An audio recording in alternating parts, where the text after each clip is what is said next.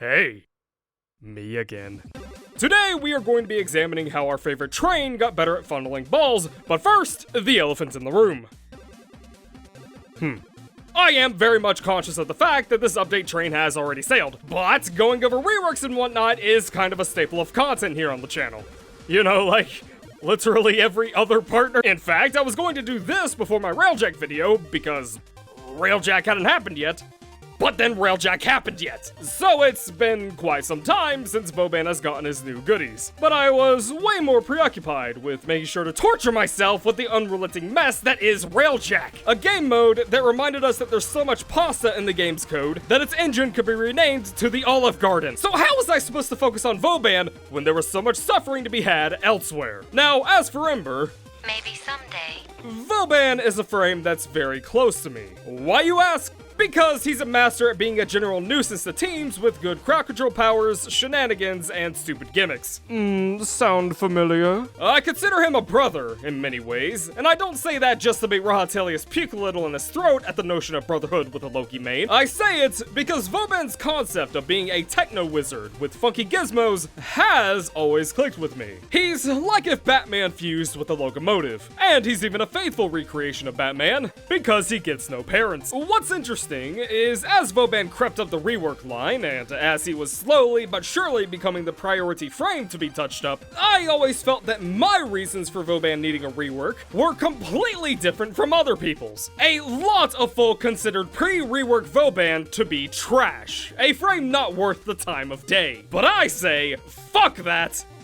Bounce was God's greatest gift to mankind, you absolute peon. Because Vauban was never a bad frame. He had the ability to cast infinite instances of his primary crowd control. He was one of the few frames with lingering crowd control powers rather than being a wave or a burst. And he could lock down an entire map on his own, making him the undisputed king in a large chunk of game modes. Of course, I have heard arguments against that opinion, usually relating to RB bots this and nullifiers that, as if to imply that those enemies exist only to fuck Vauban and no one else. And besides, he gets off pretty damn easily against them in comparison to other frames. But I talk more about that at the end of the video. No, Vauban needed a rework because he was so fucking boring. Look, I play Loki. I know all about the 4-frame category that certain frames fall into. Frames that rely almost entirely on one button to do their job. The frames that are so laser focused on a single move that they probably main Snake in Smash Brothers.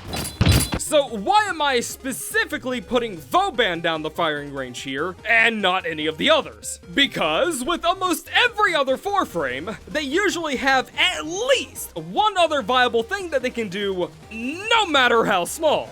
But Vauban had no other viable use besides crowd control. Bastille and Vortex were basically the exact same power. Every other part of his kit, not worth using. So while he was a great crowd controller, he had no flexibility elsewhere. So my main wish for his rework was to give him actual options instead of being the rawest form of a 4-frame to ever exist. So did that happen?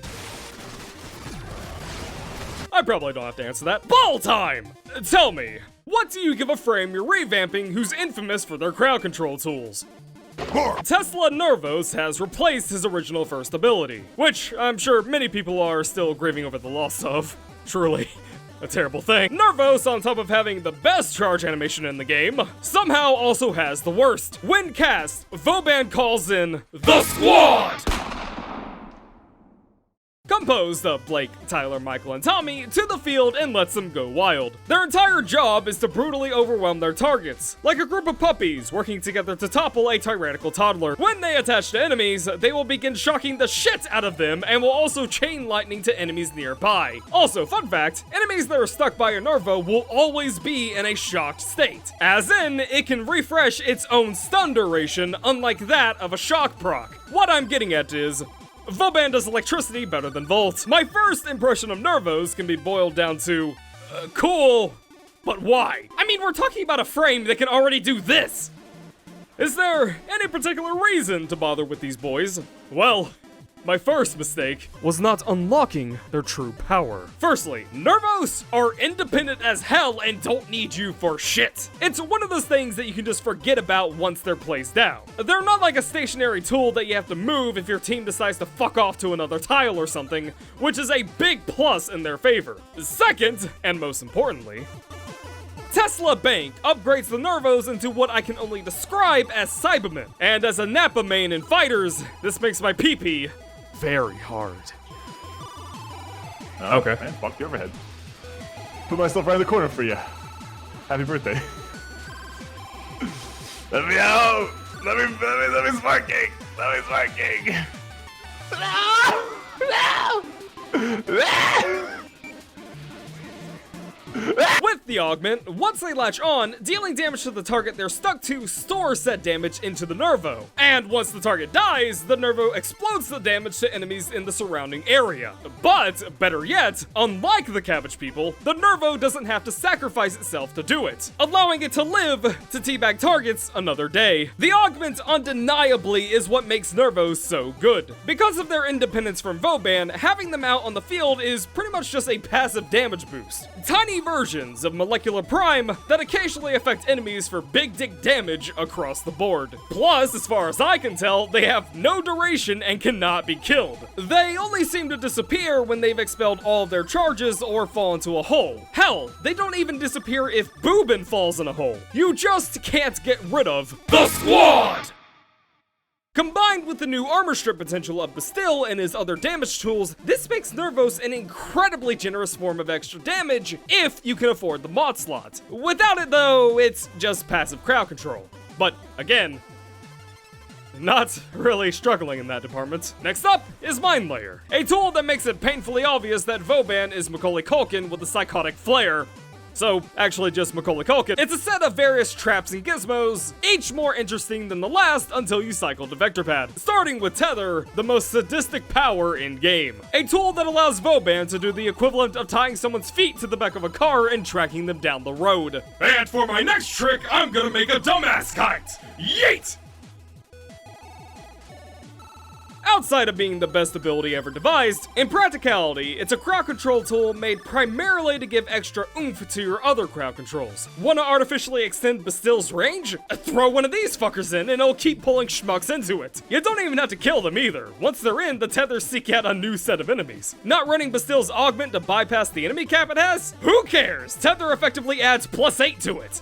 And, you know, Vortex exists, I guess. It's also a nice alternative to popping your Bastilles into Vortexes if you'd rather not do that. So it gives Boobin a little more control over where and how he wants to funnel enemies. Because God forbid you don't have 100% control over the exact angle and velocity in which a bombard flies nuts first into a pillar. Also, it can be combined with flechette orbs to make a fucking blender. And, as you would expect, it procs his passive as well.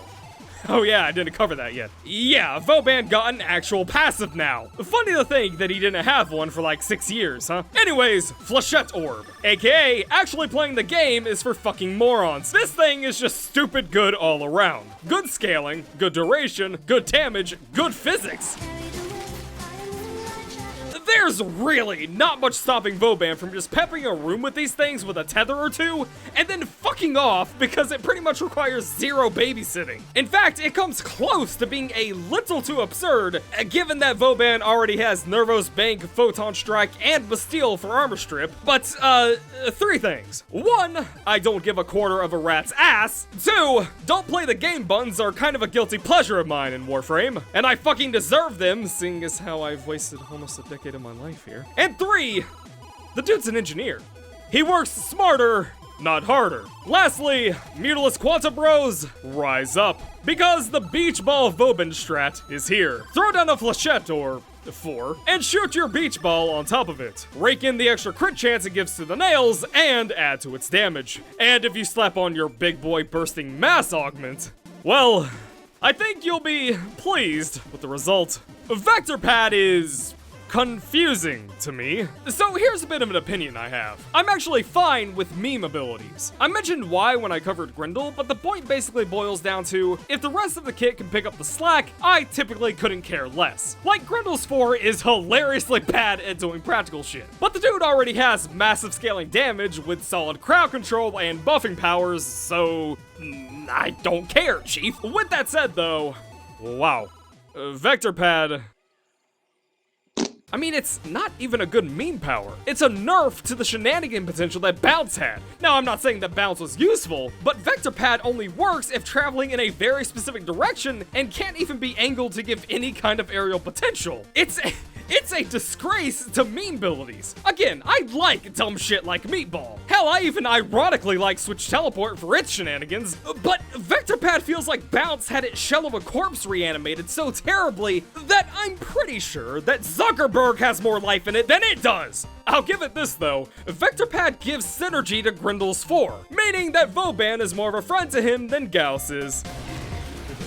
Holy shit. Overdriver, the most boring orb, but also Vauban's exclusive damage buffing tool. The benefit of Overdriver isn't super high, but remember that we're talking about a frame that is literally being given every single role under the sun here. You can't exactly be too greedy with how much he already has going on. Despite its low bonus, Vauban can have 4 different instances of this buff out at once, which is nice, but can also be a pain in the cock because things like companions can intercept the buffs for themselves. Yeah, if you ever wonder why I never heal my cat, it's because he's a thieving fuckwad for all I'm concerned. Hell, the buff can even attach to Nervos, which is both a good and bad thing because on one hand, it seems to increase the augment damage for Nervos, but on another, I didn't say Tyler could have that, but he already licked it, so fine. I guess it's his now. I'm done.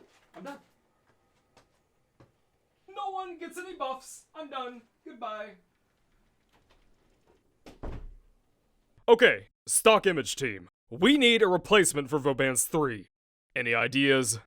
Yeah, you know Euclid Sea Finder from Fallout New Vegas? Yeah, give him that. Oh, it's so fucking cool. Universal law of the world. Giving trains orbital strike capabilities will instantly make them 30 times better. It's funny though, because you would imagine that a giant fucking space laser would be Vauban's go-to for damage. And you'd be right. Were Vauban not so adept at marketing his patent-pending asshole sprinkler? Look, when you've got access to things like the Squad and Reapers in a Can trademarked, Photon Strike does start looking a little less appealing. But, I mean, it's an orbital strike. It's not a bad ability, and hell, they even gave it a form of scaling, but compared to his other tools, it's just not as enticing to use. Also down to it being a single burst rather than a sustained or automated form of damage like his Nervos or Flechette Orb. But I still adore using it. And that probably has less to do with it being competitive, and more along the lines of it being a fucking giant laser! Lastly, Bastille and Vortex didn't change much outside of being combined and given an energy increase, but besides those two things, it also gained 2 notable bonuses. First, Bastille now strips armor, because if you don't strip armor in current year, you get stripped of your flesh and bone, and second, it can now generate an armor buff when enemies are in the field. Also, there's still no cast cap on it, so I can still torture my teammates with it. Chances are, though, you already know everything there is to know about Bastille. It's big, it lifts, it shears eyeballs, but its new armor shenanigans are worth mentioning. Give Bastille a lovely audience, and it'll begin generating an armor buff of up to 1,000 points. At that point, you can refresh the duration of the buff by just walking into any Bastille field, regardless of enemy presence or lack thereof within the field. Were it up to me, I'd probably just give the armor buff from the get-go. 1,000 isn't a whole lot on a frame with a base armor of just 100 if primed. It's mainly gonna see its effect on frames like Wukong, who already have their own really high armor boosts, so I'd just streamline the buff personally to always be there, but it is what it is. Bastille is also stupid good now because of its armor strip capabilities in combination with his bajillion damage tools. Vauban barely has to lift a finger to do manual damage, as most of his activities now involve looking at his phone and watching Tommy fry the skin off of a corpus, which isn't even a bad thing because, again, the man's an engineer, not a direct fighter. Now, a quick word about Vortex. Many people would say that the worst part about Vauban's new kit is Vector Pad. However, I agree with that. But the second worst thing would be Vortex's insatiable appetite for photon strikes. You wanted to orbital strike that Grenier's rectum through his helmet? Nah, you're giving that to me. Oh, you said you didn't want to give it to me? You say you wanted it thrown over there? I actually, legitimately, could not give a single iota of a fuck. I don't care if that corpus is currently shredding your ass buns with a space cheese grater. You press that 3 button at any point, and I am going to eat that shit right up. And if you even attempt to argue with me, as God is my witness, I will consume you and your entire fucking bloodline. And this happens every single time there's a vortex within a football stadium-sized radius around you. Have fun trying to use your 3 now, you fucking dumbass! And lastly, let's address the proverbial elephant in the room. Vauban is about as good at taking shots as a Trypanophobe in a box full of needles. Outside of the armor boost that Bastille gives, this train is way more offense than defense. Now, does this make him unplayable? Not really. I mean, a frame like Nova, for instance, is about as tough as me in a Weenie Hut Juniors, but she's still considered to be a damn solid pick, and is one of the most popular frames in-game. Whether that's because of her kit or because of the porn is up in the air. Vauban is similar. The dude has a ton of tools at his disposal and covers just about everything except for survivability. And even against things like Nullies and Arby bots, he's not as hurt as other frames are. Hell, Nullifiers can't even turn off a good chunk of his powers unless their field actually touches the ball that's casting it, because they're little bitches. Compare that to poor Limbo, who is, without any hyperbole, literally unplayable with a max range build if Nullifiers even have the potential to exist. So the next time you feel like you're being disrespected by a certain type of enemy, remember that Nullifiers are literally cans of Top Hat Be Gone. Personally, I feel it's a fair trade-off, and I don't struggle too much to survive in most shite, primarily because my idea of in-game viability is not, can this frame survive in a 72-hour-long survival with level 8,427 Exodus Bombards, equipped with laser scope attachments and backup energy leech squads. Rather, I just need my frames to work in sortie, flood, arbitration level ranges. I would include Lich missions on that list, but even I'll admit Vauban gets fucking destroyed by Lich Chads. Look at this dumbass!